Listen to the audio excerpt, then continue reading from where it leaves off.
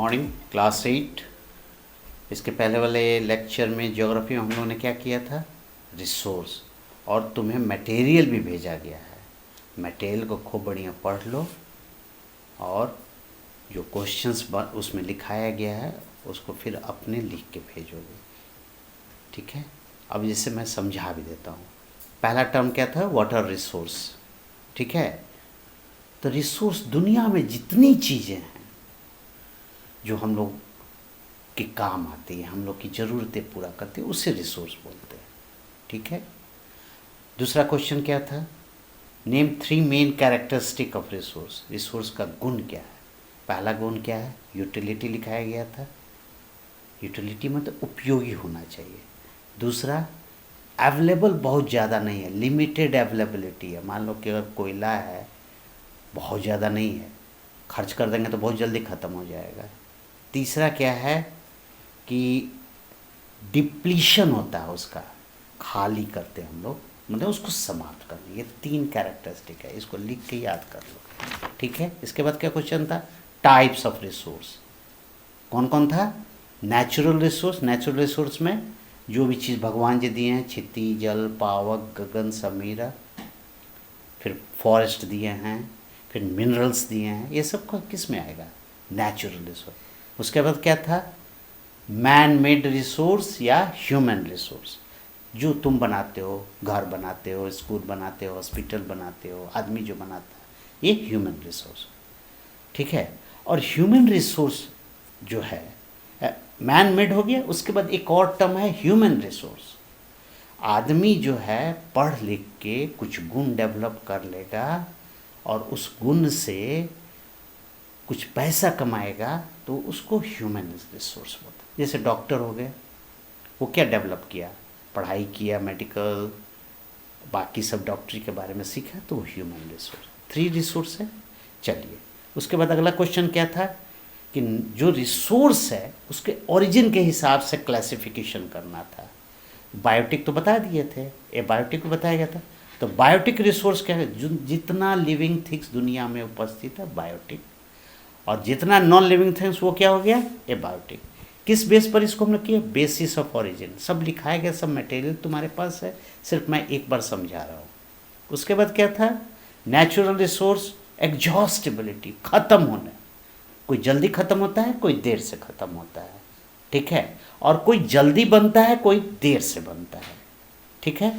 अब जैसे मान लो कि रिन्यूएबल रिसोर्स और non renewable resource. Renewable resource में क्या लिखाए थे कि जल्दी जल्दी जो बन जाए, जल्दी ख़त्म नहीं। जैसे वाटर है, तो वाटर है, मान लो गर्मी आएगा, सूख जाएगा, गायब हो जाएगा, लेकिन फिर बारिश होगी, फिर आ जाएगा। इसको क्या बोलोगे, रिन्यूएबल रिसोर्स, जो फटाफट मिल जाए। नॉन रिन्यूएबल में क्या है, जिसको तैयार होने में बहुत समय, जैसे कोयला है, ज़मीन के नीचे लाखों साल लगता है, उसके बाद बनता है, ठीक है। उसके बाद किस बेस पर किए थे, ओनरशिप। मान लो कि जैसे तुम्हारा घर है, तो तुम उसके अकेले मालिक हो, उसके लिए क्या लिखाए थे, इंडिविजुअल रिसोर्स। दूसरा क्या था, कम्युनिटी रिसोर्स। कम्युनिटी रिसोर्स में क्या है, जिसको सब लोग इस्तेमाल करें। जैसे मान लो पार्क है, तुम्हारा जो बरियल ग्राउंड, मतलब जहाँ लोग शमशान में लोग ले जाता है, वो किसी का, वो कम्युनिटी का है, सब लोग वहाँ मरने के बाद सब लोग जाके वहाँ का काम होता है, ठीक है। खेत खलियान होता है, ग्रेजिंग लैंड, जहाँ गाय भैंस, सबके गाय भैंस चरती है। उसके बाद क्या लिखाए थे, नेशनल रिसोर्स। नेशनल रिसोर्स क्या, जो सरकार की संपत्ति है, रेलवे, रोड, इस किसकी संपत्ति है, सरकार की। इस पर कोई एक आदमी क्लेम नहीं कर सकता, वो नेशनल रिसोर्स। उसके बाद जो इम्पोर्टेंट है, इंटरनेशनल रिसोर्स, ये जानना बहुत जरूरी है।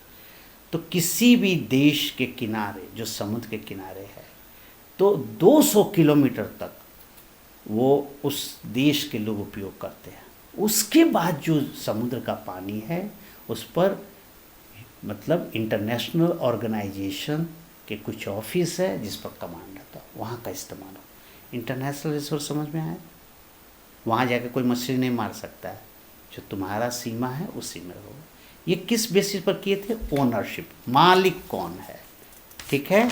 इसके बाद क्या बताए थे, natural resource status of development, उसका डेवलपमेंट करने का कितना स्थिति है इसमें है। तो पहला है पोटेंशियल रिसोर्स, लिखे हो।